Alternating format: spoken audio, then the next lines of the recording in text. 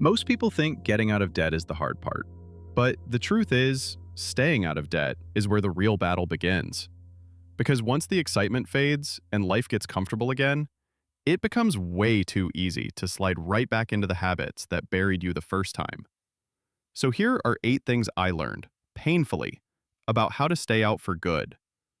I hope you find these tips and strategies helpful. First of all, understand your triggers and your patterns. So what is a trigger? A trigger is anything that pushes you toward spending. It can be stress, boredom, loneliness, wanting to treat yourself, or wanting to fit in. And what is a pattern? A pattern is the behavior you repeat every time that trigger shows up. Most of the time, we follow these patterns without even noticing. They shape how we spend, how we react, and how we make decisions with money.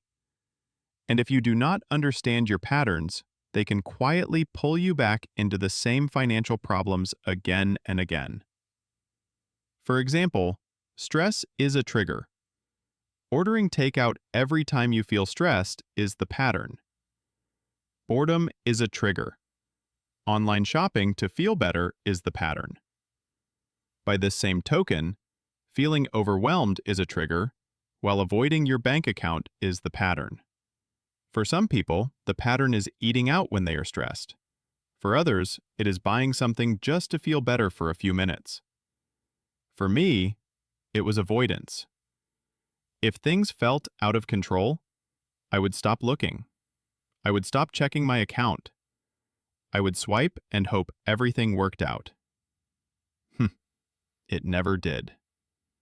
The trigger starts the cycle. The pattern completes it. And if you do not recognize both, you repeat the same financial mistakes over and over again.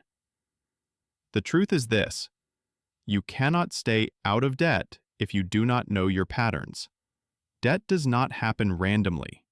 It happens repeatedly. The first step is to identify your triggers. Write them down. And when they show up, do not ignore them.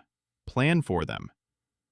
Most people fall back into debt because they pretend the trigger is not happening. They feel stressed and swipe the card anyway. They feel bored and shop anyway. Awareness beats avoidance.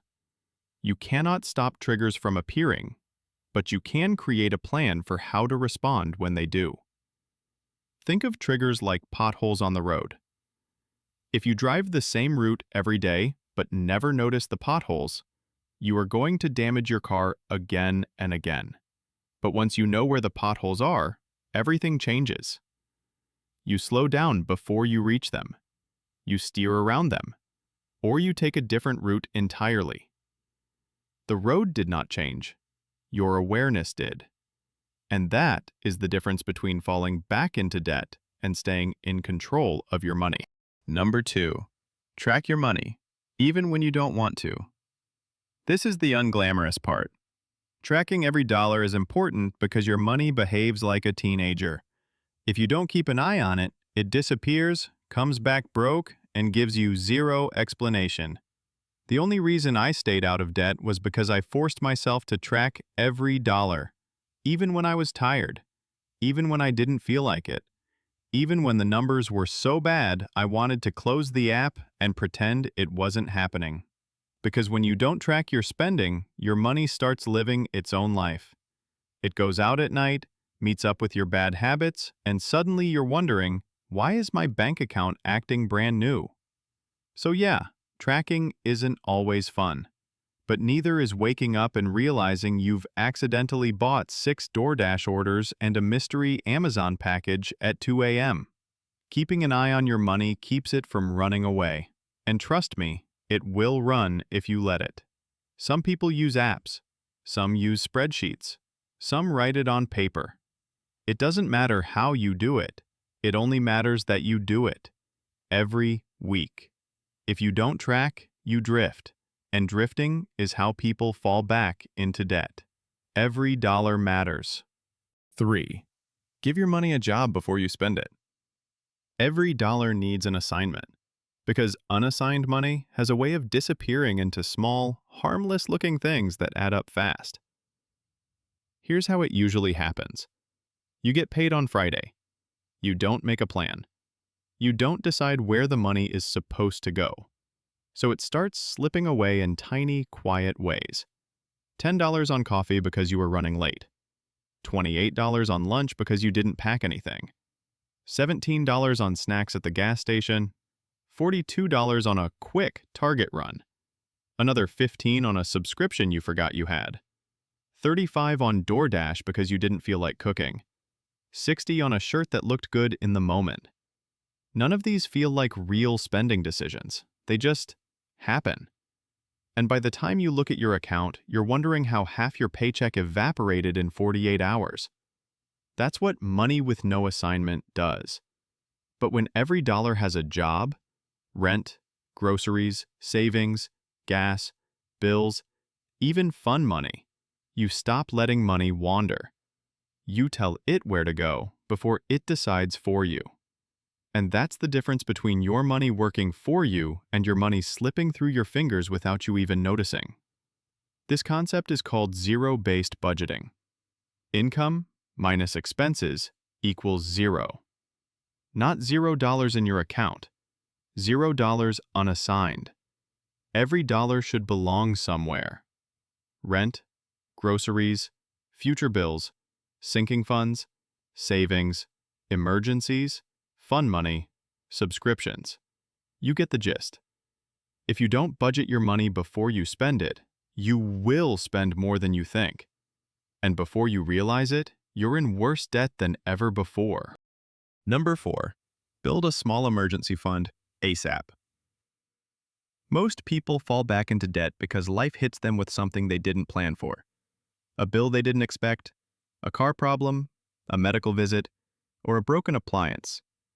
According to the Federal Reserve's 2023 survey, 18% of adults said the largest emergency expense they could cover using only savings was under $100, and another 14% said between $100 and $499. What that means is a shock well under $500 can throw someone off. A separate survey found that 37% of Americans couldn't cover a $400 emergency using cash or savings alone. Without a cushion, the only solution becomes a credit card. That's why even a small emergency fund of $500 to $1,000 creates serious breathing room. It protects your progress. It protects your mindset. It protects your future. And the bigger your emergency fund becomes, the softer the cushion becomes. If you have $2,000 or $3,000 saved, a repair, a trip, or a surprise expense becomes a bump in the road rather than a debt trap. Think of your emergency fund like the suspension on your car. If the suspension is weak or barely there, every bump, pothole, and crack in the road feels huge. You feel every impact. The car gets damaged, you lose control. One bad pothole can ruin the whole ride. But when your suspension is strong, when your financial cushion is thicker, the same bumps barely register. The pothole is still there. The road didn't get smoother, but you have the support underneath you to absorb the hit without losing control. That's exactly what an emergency fund does. It doesn't stop life from happening, it just makes the impact softer, manageable, and far less likely to push you back into debt. 5. Stop upgrading every time you make more money. This one hurts because it requires honesty. Most people don't stay in debt because they don't earn enough. They stay in debt because every time they earn more, they spend more. A raise turns into a nicer phone. A tax refund turns into new clothes. A bonus turns into a trip. It feels good in the moment, it ruins you long-term. This is called lifestyle inflation, and it is the silent killer of financial freedom. Because if your spending rises every time your income rises, you never actually move forward. You stay on the exact same treadmill, just at a more expensive speed. The person who makes $100 a day and spends $100 a day is in the same financial trouble as the person who makes $10,000 a day and spends $10,000 a day. The numbers look different, but the outcome is identical. Nothing left, no progress, and no safety net. The truth is this: when your income goes up, your expenses don't have to follow. You can earn more and still live the same. You can increase your income without increasing your lifestyle. Keep living the same, but save differently. Put the extra money toward debt, toward savings, toward investments, toward future you, not toward short-term upgrades that lose value the moment you buy them. That one discipline, the ability to earn more without immediately spending more, can change your entire life. It's the difference between staying stuck and finally building real financial freedom. 6. Know the difference between a need and a want. Most people blur the line between convenience and necessity. You do not need daily DoorDash, constant new clothes, every new iPhone, upgraded car payments, or full-price everything. You want them. And wanting things is not the problem. Believing they are necessary is the problem. Staying out of debt is mostly about being honest with yourself. Needs keep you alive. Wants are optional. And the more clearly you understand the difference, the healthier your bank account becomes. Psychology studies have shown this for years. Research from Harvard, Princeton, and the Journal of Positive Psychology all found that material purchases provide only a brief spike of excitement and then fade quickly. The happiness boost usually lasts a few hours to a few days. Meanwhile, the financial stress from overspending can last months or even years. Experiences, habits, and stability create far more long-term happiness than new possessions ever could. So when you feel the urge to buy something, remind yourself that material things rarely create real happiness. Most of the joy people get from buying something fades faster than they expect, but the impact on their finances stays much longer. Learn the difference between what you need and what you want. Your mindset will shift, and your money will finally start working in your favor. 7. Review your budget every month, without exceptions. People fall back into debt when they stop paying attention. When they let their finances run on default mode, they spend without thinking. They let bills pile up. They ignore their statements. They assume everything is fine and hope the numbers will somehow fix themselves. But ignoring your money never works. If you are not actively guiding your finances, they drift, and drifting always leads back into debt. That is why every month you need a reset. Look at your spending. Adjust your categories. Remove anything draining you. Add new goals. Correct the mistakes. A monthly reset keeps you awake. It keeps you conscious. And most importantly, it keeps you accountable. Here is what each step really means. Look at your spending. Review every purchase. Not to judge yourself, but to understand yourself. You cannot fix what you do not see. Adjust your categories. Maybe groceries were higher this month. Maybe you need less in entertainment. Shift the numbers so your budget reflects reality instead of fantasy. Remove anything draining you. Unused subscriptions, unnecessary apps, old memberships, random expenses. Cut what no longer brings value. Add new goals. A trip, a debt payoff target, a savings milestone. Goals keep you motivated and give your money direction. Correct the mistakes. If you overspent somewhere, acknowledge it and adjust next month. Mistakes do not ruin you. Ignoring them does. Now here is the important part. Not paying attention to your spending is dangerous, but using automation for the right things is powerful. There is a difference. Healthy automation means setting up the tools that protect you. Automatic bill payments, automatic transfers to savings, automatic contributions to investments, automatic minimum payments on your credit cards. Automation removes the risks that come with forgetting. It removes the risk of falling behind, and it protects you from losing money to late fees. And last but not least, 8. Protect your mental space.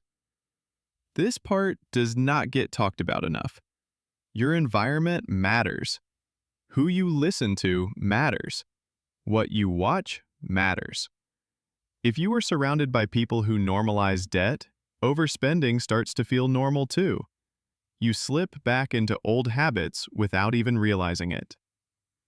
But when you fill your mind with the right things, everything begins to shift.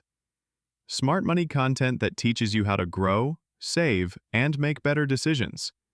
disciplined habits that show you what consistency really looks like, stories of people winning with money, proving that change is possible for anyone, reminders of your goals that keep you focused when temptation shows up. When your environment supports your growth, staying out of debt becomes the natural path. Your mind becomes your strongest weapon instead of your biggest enemy. For example, imagine two completely different mornings. In the first one, you wake up and scroll through people flaunting luxury vacations, new cars, and $1,000 shopping hauls. You watch friends joke about being broke. You hear coworkers say, "Just put it on your card. Everyone has debt." By the end of the day, spending feels normal. Buying something you do not need feels harmless. Debt starts to feel like a regular part of life. Now imagine a different kind of morning. You wake up and watch someone explain how they paid off their credit cards. You see a money tip that helps you save $50 a week. You listen to a podcast about discipline and long-term thinking.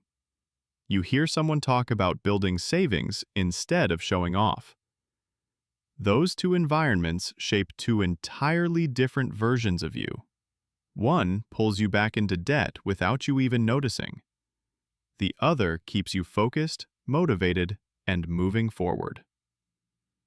Your mindset will always follow what you surround yourself with. Getting out of debt is a victory, but staying out of debt, that's character. That's discipline. That's choosing a better life every single day. If you're on this journey, or you want to start, subscribe and join me. We're turning our stories around, one choice at a time.